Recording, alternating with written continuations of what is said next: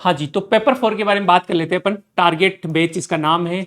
सबसे पहले हम बात करेंगे कि पेपर 4 इंपॉर्टेंट क्यों है, क्यों हर एस्पिरेंट को डेली 2-3 घंटे इस स्टेज पे पेपर 4 को देने ही चाहिए यदि सिलेक्शन लेना है तो। उसके बाद में कनेक्ट की अप्रोच क्या रहेगी, किस तरीके से हम प्रोसीड करेंगे ताकि हम मैक्सिमाइज कर सके अपने मार्क्स को, चाहे वो हिंदी हो चाहे इंग्लिश हो।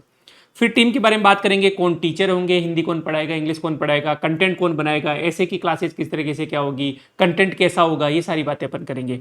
फीस क्या होगी ये भी अपन बात करेंगे। और लास्ट में एक तरीका बताऊंगा जिसमें आप ये कोर्स फ्री में भी ले सकते हो। ठीक है, तो सबसे पहले क्यों भाई इंपॉर्टेंट है पेपर 4। 3 मोस्ट इंपॉर्टेंट एस्पेक्ट हैं इस पेपर के जो इसको बहुत इंपॉर्टेंट बना देता है। फर्स्ट है 1/3 वेटेज होता है। 1/3 वैसे तो देखो 25% वेटेज होना चाहिए क्योंकि 4 पेपर है, 800 मार्क्स है, इक्वल वेटेज है। लेकिन आप टॉपर्स के नंबर्स देखोगे, जैसे दिनेश भाई है 300 नंबर अभी आए हैं इनके इस वाले में। हालांकि कॉपीज पिछली वाली आई है, बट पिछली वाली कॉपी देखी तो उनके लगभग 100 नंबर है।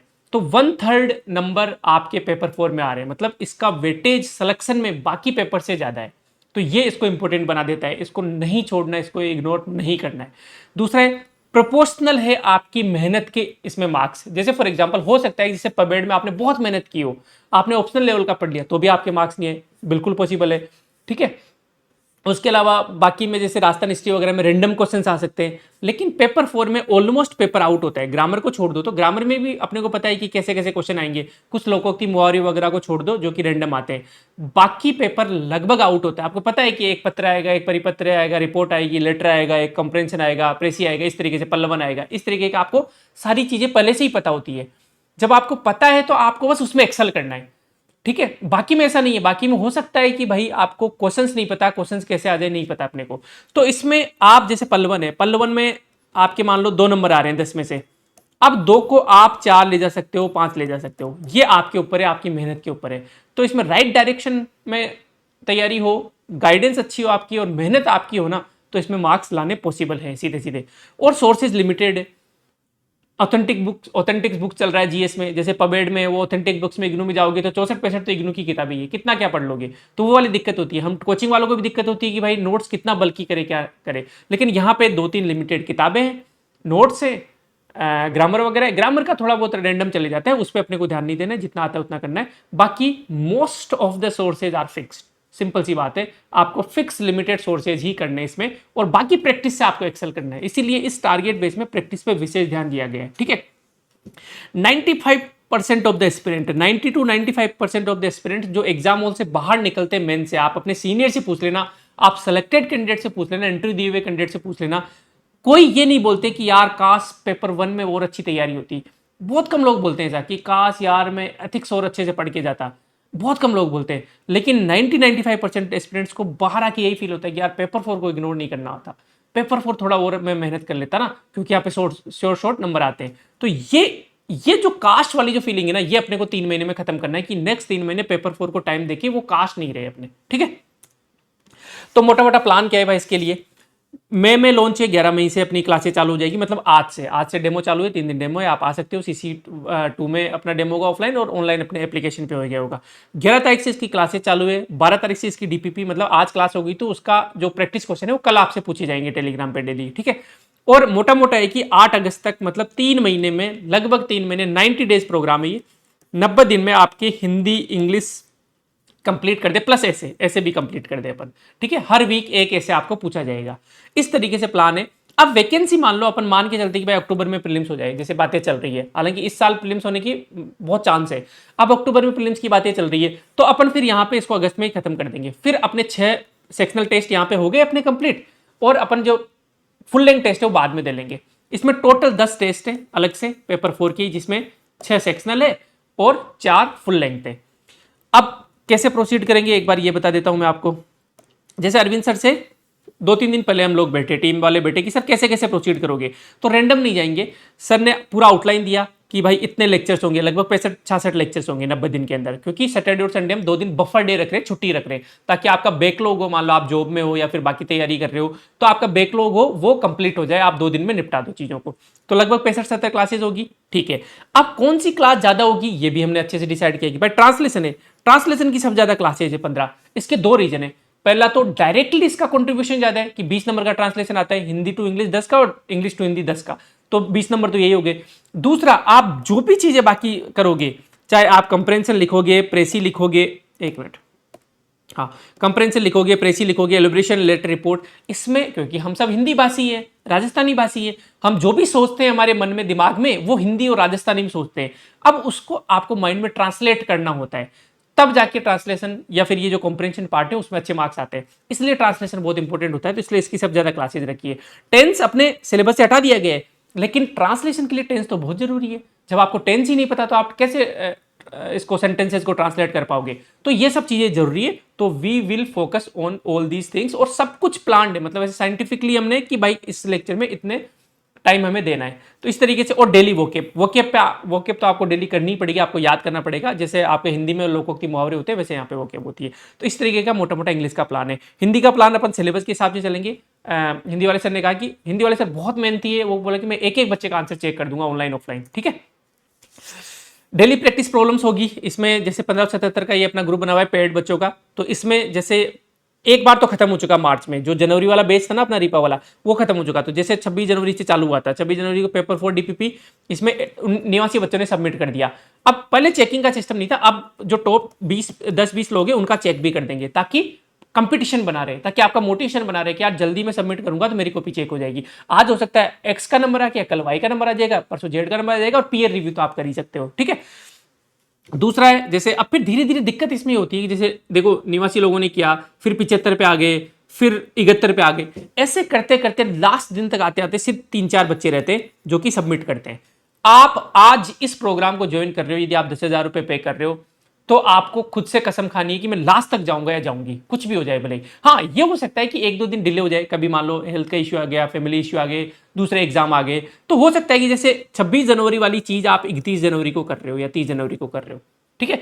4-5 दिन में मैंने एक साथ सैटरडे संडे को बैकलॉग निपटा दिया, ये हो सकता है।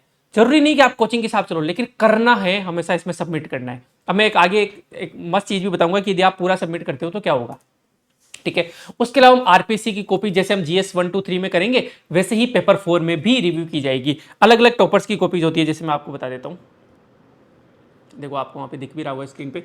अब जैसे ये इनकी 99 मार्क्स है इन टॉपर्स के, तो अब हिंदी वाले सर, इंग्लिश वाले सर यहाँ पे आपको बताएंगे कि भाई ये यहाँ पे इसको मार्क्स 0 क्यों मिले, यहाँ पे क्या होना चाहिए था। जब हम दूसरों की गलतियों से सीखते हैं ना, तो हमारी जो स्पीड है, एक्सेलरेशन है, सक्सेस रेट है, वो बहुत ज़्यादा हाई हो जाती है। जीवन बहुत छोटा है खुद गलतियां कर करके सीखने से। भाई पंचवर्षीय योजना थोड़ा ना बनाना है अपने को। तो जैसे ग्रामर हो गई, उसके अलावा कॉम्प्रेंशन हो गया कि भाई इसमें ऐसा क्या करना चाहिए था कि मुझे ज़्यादा नंबर आते, इसमें एक है, इसमें आधा ही क्यों आता, क्योंकि टीचर को एक्सपीरियंस होता है इन सब चीज़ों का, तो वो आपको बताएंगे कि ऐसा क्यों हो रहा है। कुछ टॉपर्स की 10-15 टॉपर्स की कॉपीज डिस्कस होगी बीच बीच में, कभी जैसे मान लो बफर डे को कर लिया या बीच बीच में, वो अपन शेड्यूल कर लेंगे, कोई दिक्कत नहीं है। इनके 95 मार्क्स है, तो भाई इनके 95 मार्क्स कैसे, 97 मार्क्स है, तेलोक भाई के 101 नंबर है, जिनकी आईएएस में रैंक 20 थी, तो भाई इन्होंने ऐसा क्या किया था अलग, है ना, इन्होंने सही किया तो क्या चीज़ें की, गलत की तो क्या चीज़ें की, इसमें क्या गलती थी, ये सारी चीज़ें टीचर आपसे डिस्कस करेंगे। तो टॉपर्स की कॉपी डिस्कस करना भी बहुत इंपॉर्टेंट है, ठीक है। अब अपन चलते हैं वापस, तो इस तरीके से डिस्कशन होगा।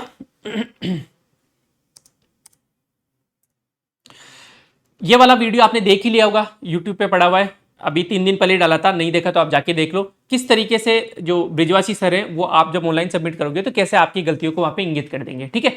मेहनत में सर कोई कमी नहीं छोड़ेंगे, सर की गारंटी है। आप ऑफलाइन यहाँ पे आके सबमिट करोगे, सर बोले मैं चेक कर दूंगा, कोई इश्यू नहीं। अब इससे ज्यादा तो फिर टीचर क्या बोले भाई, इतना डेडिकेटेड हो रहे हैं, ठीक है। ऐसे का कंटेंट ऐसे, क्योंकि अब 40 नंबर का है भाई, 2 छोटे सब्जेक्ट के बराबर है, तो ऐसे का कंटेंट ऑलमोस्ट इंग्लिश में डन है, हिंदी में काम चल रहा है।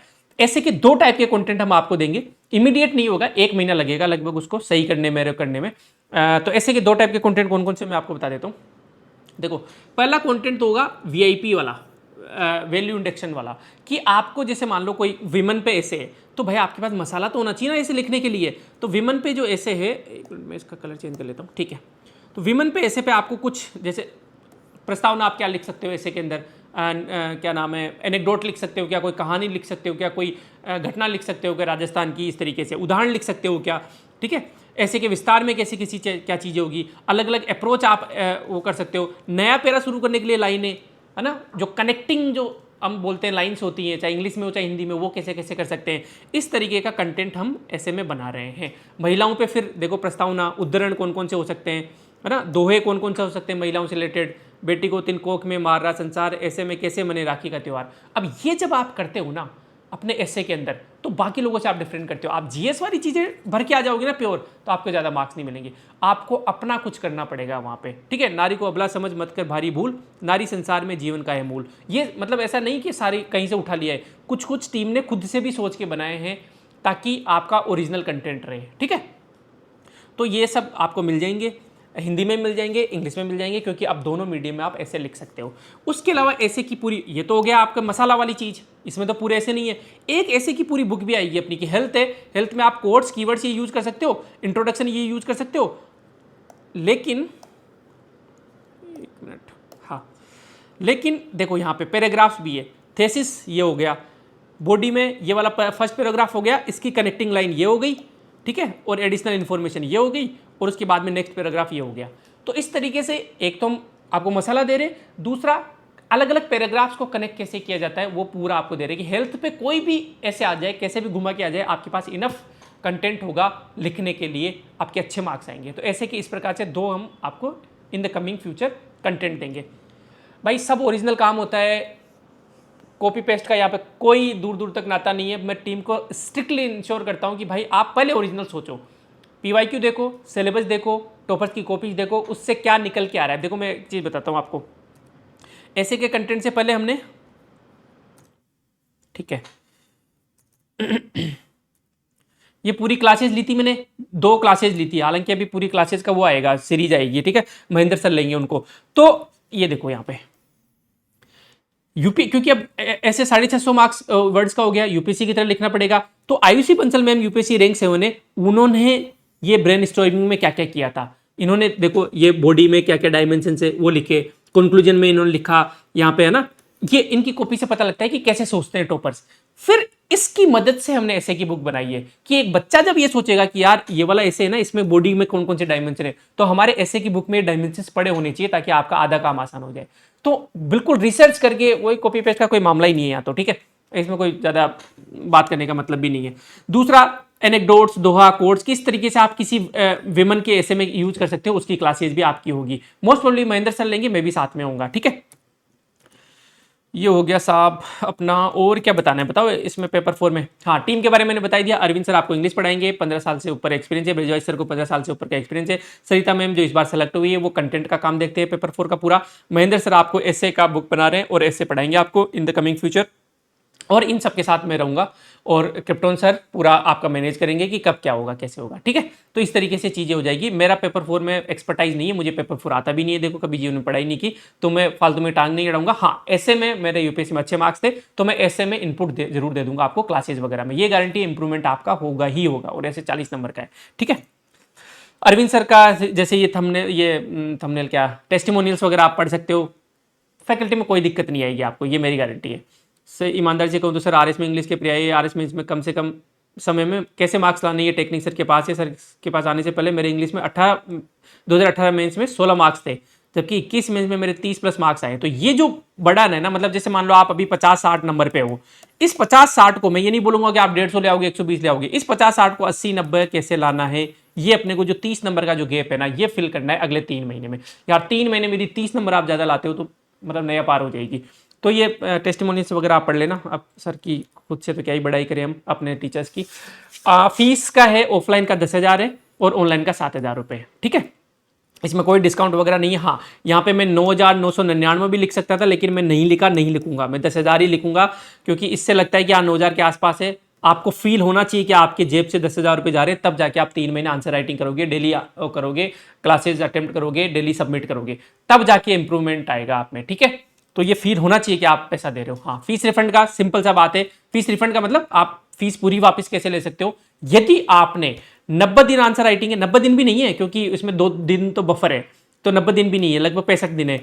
इन 65 दिनों के 65 दिन आपने सबमिट कर दिया ना, और ऐसा नहीं बोल रहा कि डेली के डेली सबमिट करो, आप लगभग जैसे मान लो 90 दिन में खत्म हो जाएगा ना, 90 से लेकर मान लो 95 दिन तक, 5 दिन मोयर एक्स्ट्रा दे देता हूं। यदि आप मुझे दिखा दोगे कि ये देखो मैंने सारे डीपीपी सबमिट किए, एक आप कंपाइलेशन बना देना, बाद में फोटो खींच के पीडीएफ बना देना और वो कर दोगे, तो आपकी पूरी की पूरी 10,000 रुपए की फीस रिफंड कर दूंगा मैं। अब मैं कोई महान या संत आत्मा नहीं हूँ, चैरिटी के लिए नहीं बैठा हूँ, टीचर्स को सैलरी देनी होती है, रेंट लगता है, सब कुछ होता है, कंटेंट मेकर सबके पास पैसा जाता है। तो मैं ऐसा चैरिटी क्यों कर रहा हूँ? क्योंकि मुझे पता है कि ये आसान काम नहीं है, और मुझे पता है कि जिस बच्चे ने ये कर लिया ना, 65 दिन आंसर राइटिंग कर ली ना, पूरे 90 दिन, तो वो निकलेगा। और जब वो निकलेगा तो फिर हमें कोई दिक्कत नहीं है उसको वापस रिफंड देने में, क्योंकि वो रैंक आएंगी तो बाकी बच्चे उनको देख के आएंगे, वो कनेक्ट को रिकमेंड करेंगे, तो इसी तरीके साइकिल घूमता है। तो ऐसा बिल्कुल सोच समझ के मैं आपसे कमेंट कर रहा हूँ कि यदि आप पूरी डीपीपी आप सबमिट कर देते हो, प्लस पूरे 10 टेस्ट लिख देते हो, तो 10 टेस्ट नहीं 6 टेस्ट मान लो, 6 सेक्शनल टेस्ट, क्योंकि बाकी के 4 फुल लेंथ पता नहीं कब होंगे, तो उसके चक्कर में आप रिफंड के लिए थोड़ा ना बैठे रहोगे। तो 6 सेक्शनल टेस्ट पूरे आप लिख दोगे, प्लस 90 डेज आप आंसर राइटिंग कर लोगे, तो आपको पूरी फीस 10,000 रुपये रिफंड हो जाएगी। ठीक है।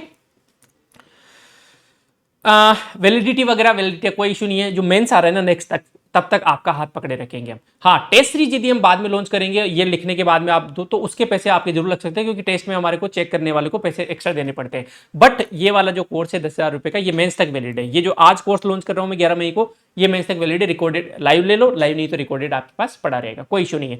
आप टेलीग्राम जो ग्रुप है इसमें परमानेंट एड रहोगे। जैसे पिछले साल के कुछ बच्चे भी इसमें हैं, पेपर 4 जो डीपीपी डिस्कशन है ना, उसमें कहाँ है ये वाला जो, कहाँ गया टेलीग्राम ग्रुप, डाला तो था मैंने, ये रहा।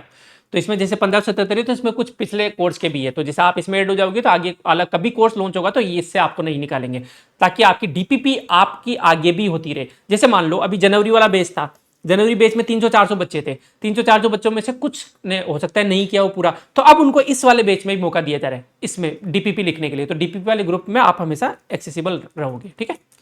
और तो क्या ही है, ये गारंटी की बात है। यदि आप ढंग से इस 3 महीने ये ढंग से कर लोगे, डीपीपी कर लोगे, वो सब कर लोगे, तो ये गारंटी की बात है कि आपके 30 नंबर बढ़ेंगे। हाँ, मतलब आपके पहले ही 100 नंबर आ रहे हैं तो मैं ये नहीं बोलूंगा कि 130 बढ़ जाएंगे, लेकिन आप यदि 50 से 70 की रेंज में हो ऑलरेडी, तो आपके 30 नंबर पक्का बढ़ेंगे, ये मैं गारंटी के साथ कह सकता हूँ। लेकिन पूरे 3 महीने आपको डटे रहना पड़ेगा। ठीक है। लाइब्रेरी का सिल्वर क्लाउड लाइब्रेरी है, वहां जाके आप एडमिशन ले सकते हो। मतलब ये कोर्स अलग है, सिल्वर क्लाउड अलग है, वहां पे जाके आप वहां पे फीस जमा कराओगे, आपको लाइक माइंडेड लोग मिल जाएंगे कि भाई हाँ, कनेक्ट के अलग अलग कोर्सेज के बच्चे वहां पे एक साथ पढ़ रहे हैं, तो आपकी सिंसियरिटी आ जाती है, डिसिप्लिन आ जाता है। बस इतना ही है ना, डिस्कशन वगैरह आप उनसे कर सकते हो। ठीक है। जिस तरीके से जीएस में आंसर राइटिंग में हम ध्यान रखते हैं कि भाई इंट्रो, बॉडी, कीवर्ड्स ऐसे लिख रहे हो या नहीं लिख रहे हो, ठीक वैसे ही हम पेपर 4 में ध्यान रखेंगे। एक पूरा एसओपी बना लेंगे कि यार इसमें आप ये गलती कर रहे हो, ये गलती कर रहे हो, ये गलती कर रहे हो। ठीक है। बाकी 18 तारीख को, 18 को नहीं 17 मई संडे को सेमिनार है अपना, दैनिक भास्कर ऑफिस के सामने, महाराणा प्रताप ऑडिटोरियम बीवीबी में। आओ वहाँ पे मिलके सेलिब्रेट करते हैं जो पुराने अपने टॉपर्स हैं उनकी सक्सेस को, तो आना है वहाँ पे। ठीक है। आरपीसी वर्सेज यूपीएससी जैसे हम देख रहे थे, क्रिप्टन सर में डिस्कस कर रहा था, तो ऐसे में यूपीएससी जो ज्यादा फिलोसॉफिकल पार्ट होता है, अपनी खुद की मन की बातें आप लिखते हो तो अब ज्यादा मार्क्स मिलते हैं, लेकिन आरपीएससी अभी भी जब आप जीएस की बातें लिख रहे हो तो उसको रिवॉर्ड कर रही है, तो हम जीएस में भी डालेंगे उसमें। ऐसा नहीं कि सारा ही फिलोसॉफिकल लिख देंगे, हम सारा ही मन की बातें खुद से दोहे लिख देंगे। हाँ, हम विमन में डेटा भी डालेंगे। यूपीएससी जरूर पेनलाइज कर सकता है, लेकिन आरपीएससी अभी तक पेनलाइज नहीं कर रहा। विमन की स्कीम हम डालेंगे, डेटा डालेंगे, ये सब करेंगे ना, ऑर्गेनाइजेशन डालेंगे, तब मार्क्स आ रहे हैं। तो ये सब ट्रेंड देखो, डेटा पे तो हमारे ऊपर छोड़ दो, ट्रेंड वगैरह हम सब कर लेंगे। ऑफलाइन क्लासेज होंगी, कनेक्ट सिविल्स IAS RS वाला जो CC2 जो बिल्डिंग है ना, उसमें मुझे ढंग से ये दिख नहीं रहा क्योंकि आज चश्मा टूट गया मेरा, तो थोड़ा सा मैं डिस्टर्ब हूँ। और तो क्या ही है, बट आज ये वीडियो लाना जरूरी था क्योंकि शाम से क्लासेज ही है। टेस्ट वगैरह आप CC1 CC2 के बिल्डिंग्स में आके दे सकते हो, कोई इशू नहीं है। उसके अलावा आप देखो, मैंने सारी चीज़ें बता दी आपको, है ना, बता दी ना। और तो क्या ही है, पेपर 4 हो गया, VIP हो गया। हाँ, ये प्लान होगा किस तरीके से प्रोसीड करेंगे। जैसे 11 तारीख को उपसर्ग और संक्षिप्तीकरण हिंदी टॉपिक होंगे, ये DPP का टारगेट है ना, ये पहले ही पूरा 90 दिन का टारगेट आपको दे देंगे इस तरीके से। ये पूरे 90 दिन का टारगेट है। ठीक है। किस दिन कौन सा टॉपिक की डीपीपी होगी। हाँ, जैसे टेंस है, अब सर उधर टेंस पढ़ा रहे तो हम डीपीपी में टेंस देंगे क्या? नहीं, क्योंकि सिलेबस में है ही नहीं टेंस, तो वो अंडरस्टैंडिंग के लिए पढ़ा रहे हैं। यहाँ पे हम ट्रांसलेशन दे देंगे उसकी जगह, जो उस टेंस को यूज कर रहा है। जैसे मान लो आपने पास्ट टेंस पढ़ा रहे हैं सर, है ना, पास्ट परफेक्ट और पता नहीं क्या कौन कौन से टेंस होते हैं। ठीक है। तो अब सर वहाँ पे यदि टेंस पढ़ा रहे हैं तो उससे रिलेटेड ट्रांसलेशन में क्या होगा वो हम यहाँ पे डीपीपी में आपके दे देंगे, ताकि सिंक बैठ जाए। जो एग्जाम में क्वेश्चन आएंगे डीपीपी में वही क्वेश्चन पूछे जाएंगे, फालतू के क्वेश्चन नहीं पूछे जाएंगे। लेकिन सर को टेंस पढ़ाना जरूरी हो जाता है, क्योंकि कंसेप्चुअल अंडरस्टैंडिंग जरूरी है, तभी आप ट्रांसलेशन कर पाओगे, तभी आप कंप्रेंशन को कर पाओगे। ठीक है। तो इस तरीके से चीज़ें चलेगी। प्लानिंग में, कंटेंट में मैं गारंटी लेता हूँ कोई दिक्कत नहीं आएगी। रेगुलरिटी में गारंटी लेता हूँ, आज दिन तक आप पूछ लो पिछले बच्चों को जाके कि रेगुलरिटी में हमारी दिक्कत आई कि एक भी दिन मिस हुआ क्या डीपीपी का, नहीं होता हमारा। ठीक है, दिक्कत आप में आती है कि शुरुआत करते हो आप, जैसे मान लो अब इस कोर्स में मान लो 300 लोगों ने एडमिशन ले लिया, शुरुआत पहले दिन 100-150 लोग सबमिट करेंगे, आखिरी में आते आते 1 या 2 लोग बचते हैं। तो ये नहीं करना है आपको, या फिर करना भी है तो उन 1-2 लोगों में आना है आपको कि यार मैं तो उन 1-2 लोगों में रहूंगा। हाँ, 1-2 दिन डिले हो सकता है, 2-4 दिन इधर उधर हो सकता है, लेकिन मैं सैटरडे संडे बफर का यूज करके अपने बैकलॉग निपटाऊंगा या निपटाऊंगी। ठीक है, वर्कबुक आपको इस कोर्स के एंड होने के बाद में वर्कबुक दी जाएगी खाली ऐसे, ठीक है, जिसमें आपको भरना है खुद से। तो ये 200-250 पेज की वर्कबुक दी जाएगी, पीडीएफ दी जाएगी, आप इसको निकलवा लेना और इसको भरते रहना, फिर आराम से भरते रहना। ये देखो इस तरीके से खाली वर्कबुक दी जाएगी। अगेन मैं बोल रहा हूँ ना, कंटेंट वंटेंट सब हमारी टीम इतनी परफेक्ट है, खुद ही बैठे बैठे सोचती रहती है। क्यों? क्योंकि बहुत सारे लोग अटेम्प्ट भी दे रहे हैं, कुछ सेलेक्ट भी हुए हैं अभी, तो उनको पता है कि बच्चे को क्या चाहिए एग्जैक्टली। ठीक है, नए ट्रेंड के हिसाब से। तो इस तरीके से आपको वर्कबुक दे दी जाएगी, आप बैठे बैठे भरो उसको, एक बार कोर्स कंप्लीट हो जाए उसके बाद में खुद से ही, है ना, एक दूसरे को चेक कराओ। जैसे ऐसे यहाँ पे दे दिया अवतरण का एक केस संक्षेपण दे दिया, तो यहाँ पे आप संक्षेपण करो। तो ये खाली डीपीपी आपको दे दी जाएगी 250 पेज की, जिसको आपको प्रिंट निकलवाना है बाद में जब कोर्स कंप्लीट हो जाएगा। तो और खुद से करते रहना, ताकि आपने जो कोर्स में सीखा है डीपीपी के थ्रू, लेक्चर्स के थ्रू, उसका आप अप्लाई कर सको। ठीक है, अब इससे ज़्यादा तो मेरे पास बताने को कुछ है नहीं। कमेंट आप कर देना, हो सकता है कुछ चीज़ें आपके मन में हो जो डाउट्स है, वो मैं रिप्लाई करवा दूंगा टीम से। और बाकी मिलते हैं आज offline. Thank you so much. Respect every human being जितना हो सके। एक मिनट रुको। हाँ, तो रेस्पेक्ट करते रहो एक दूसरे की, एक्सरसाइज करते रहो, और बाहर का खाना कम ही खाओ, और फैमिली मेम्बर्स और फ्रेंड्स के टच में रहो, बहुत इंपॉर्टेंट है। कभी दुख आए तो ये सोच लेना कि सब मरेंगे एक दिन, दुख गायब हो जाता है, फिर आप नई ऊर्जा के साथ में वापस लग जाते हो। तो लोड नहीं लेना है लाइफ में ज़्यादा, मस्त रहना है, जितना हो सकता है अपने से करना है, अपना बेस्ट देने की कोशिश करनी है। बाकी फिर हो ही सही जो राम रची राका, वही होता है जो भगवान ऊपर वाला चाहता है। अपने को अपना बेस्ट फुट फॉरवर्ड करना है। ठीक है, ये इनिशिएटिव अच्छा लगे तो लाइक कर देना, नहीं लगे तो डिसलाइक कर देना। कमेंट्स आप अपने डाउट्स कर सकते हो या प्रेज कर सकते हो, मैं क्रिटिसाइज कर सकते हो। हाँ, क्रिटिसाइज करते टाइम कंस्ट्रक्टिव क्रिटिसिज्म होना चाहिए कि आप क्यों क्रिटिसाइज कर रहे हो, उसको डिटेल में लिखो, ताकि फीडबैक से हम उसको इंप्रूव कर सकें। ठीक है, thank you so much. Subscribe वगैरह नहीं किया है तो सब्सक्राइब कर लेना। Bye bye. ये टूटी हुई चश्मा से देखना पड़ेगा मुझे, तब जाके मुझे स्क्रीन दिखेगी, तब जाके मैं ये ऑफ कर पाऊंगा।